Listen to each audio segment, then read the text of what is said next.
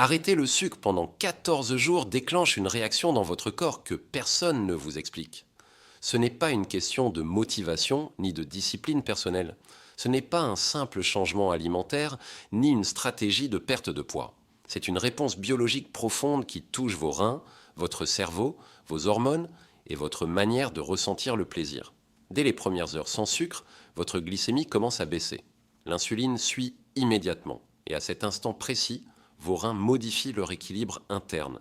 Ils libèrent davantage de sodium.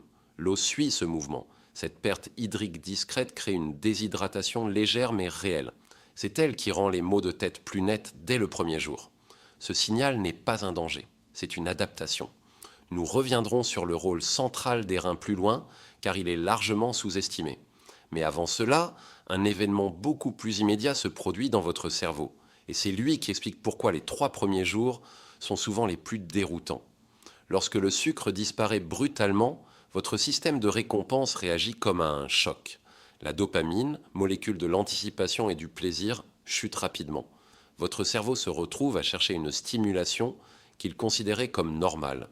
Le noyau accumbens, centre du plaisir, devient soudainement plus silencieux, comme si quelqu'un avait baissé l'intensité de la lumière intérieure. Les recherches montrent qu'une consommation régulière de sucre réduit la sensibilité des récepteurs à la dopamine. Cela oblige le cerveau à rechercher des doses de plus en plus fortes pour ressentir la même satisfaction. Quand le sucre est retiré, ces récepteurs commencent à se réactiver.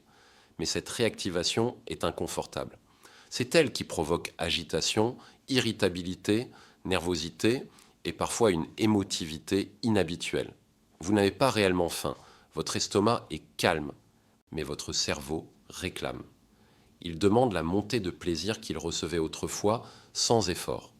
Ce phénomène porte un nom, la faim hédonique, un désir déclenché par l'habitude et l'émotion et non par un besoin nutritionnel réel.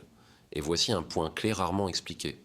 Plus l'envie est intense, plus vos circuits dopaminergiques sont en train de se recalibrer. Le mal de tête n'est pas un signe de faiblesse, c'est le signal d'un système nerveux qui se réorganise après des années de surstimulation. Des études d'imagerie montrent que les voies dopaminergiques se contractent avec des pics répétés de sucre. Leur sensibilité diminue progressivement. Lorsque le sucre disparaît, ces voies tentent de se réparer. Ce processus est chaotique. Votre cerveau réapprend à interpréter le plaisir sans stimulation artificielle. Les turbulences émotionnelles des premiers jours ne sont donc pas liées à la faim. Elles sont liées à un recablage interne. Vous ne vous privez pas. Vous vous détachez d'un stimulus que votre cerveau avait confondu avec une nécessité. C'est pour cela que l'inconfort apparaît avant tout changement visible d'énergie. Et pourtant, sous ce désordre apparent, une phase de réparation s'enclenche déjà. Même si vous ne la ressentez pas encore, chaque vague d'envie est un signe que votre système nerveux avance vers un nouvel équilibre. Et lorsque la dopamine se stabilise, les compulsions commencent à s'apaiser. L'appétit devient plus calme, plus prévisible. Avant d'aller plus loin, si cette vidéo vous aide à comprendre ce qui se passe réellement dans votre corps, abonnez-vous maintenant et activez la cloche. Cela permet à la chaîne de continuer à produire des contenus utiles, profonds et basés sur la biologie réelle plutôt que sur des promesses vides. Reprenons.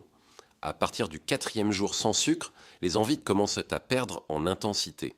Mais un changement plus discret s'installe. L'organe qui mène cette transition reste le même, les reins. Ces filtres silencieux qui régulent chaque litre de fluide que vous transportez. Pendant des années, une insuline élevée les forçait à retenir le sodium. Et avec lui, l'eau. Une eau stockée sans que vous en ayez conscience. Les chercheurs décrivent l'insuline comme une hormone de rétention hydrique largement ignorée. Lorsqu'elle baisse, les reins interprètent ce signal comme une autorisation. Le sodium est libéré. L'eau suit. C'est ici que survient le premier changement visible. Le visage paraît moins gonflé au réveil. Les paupières sont plus légères, la mâchoire se redessine. Ce n'est pas esthétique, c'est physiologique. C'est le premier signe que la charge métabolique commence à diminuer. Beaucoup confondent cette perte rapide avec une perte de graisse, mais il s'agit surtout d'eau. Chaque gramme de glycogène stocké retient environ 3 grammes d'eau. Lorsque l'insuline chute, ce réservoir se vide. C'est pour cela qu'une perte de 1 à 3 kg la première semaine est fréquente. Mais cette libération entraîne aussi une fuite d'électrolytes. Sodium, potassium, magnésium, leur déséquilibre provoque fatigue, étourdissement et sensation de grippe du sucre. Boire plus d'eau seule ne résout rien, il faut remplacer les minéraux. Une pincée de sel, des légumes verts, une eau minéralisée.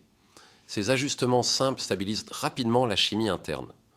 Une fois l'équilibre rétabli, les reins fonctionnent de manière plus efficace qu'avant. Le dégonflement s'intensifie, le ventre devient plus léger. Les tissus digestifs libèrent l'eau retenue depuis longtemps. C'est le soulagement d'un organe qui compensait en silence. Autour du 7e jour, un tournant plus profond commence. L'énergie chute, le brouillard mental apparaît. Ce n'est pas un échec, c'est une friction métabolique. Le glucose était votre carburant principal, rapide, facile.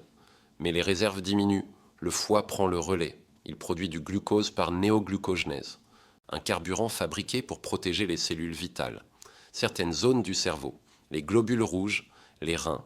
Le foie régule avec précision tout ce qui le traverse. Il joue un rôle crucial dans l'organisme. Les chercheurs parlent ici de flexibilité métabolique.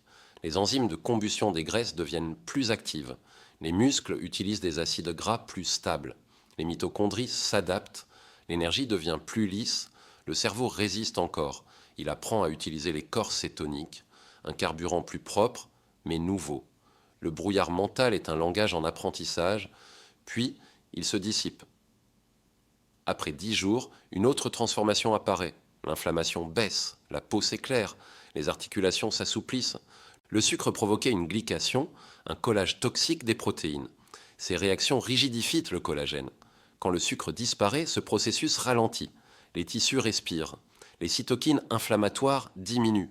Les rougeurs s'estompent. Les douleurs aussi. L'énergie est redirigée vers la réparation cellulaire. Les mitochondries subissent moins de stress oxydatif. La vitalité augmente. Puis vers le 13e jour, le goût change. Les papilles gustatives se renouvellent. La douceur naturelle revient, un fruit devient intense, l'insuline basse permet à la leptine de se faire entendre. La satiété revient, l'appétit se régule, le cerveau augmente le BDNF, la clarté mentale s'installe, manger redevient simple. Puis au 14e jour, quelque chose change. Face au stress installé depuis longtemps, il faut avancer par étapes. L'idée n'est pas de tomber dans l'extrême ou la privation absolue. Pour nombre de personnes, l'appel du sucre s'estompe naturellement, sans effort de volonté constant. C'est le corps lui-même qui cesse de le réclamer. Maintenant, vous êtes prêts, alors prenez soin de vous.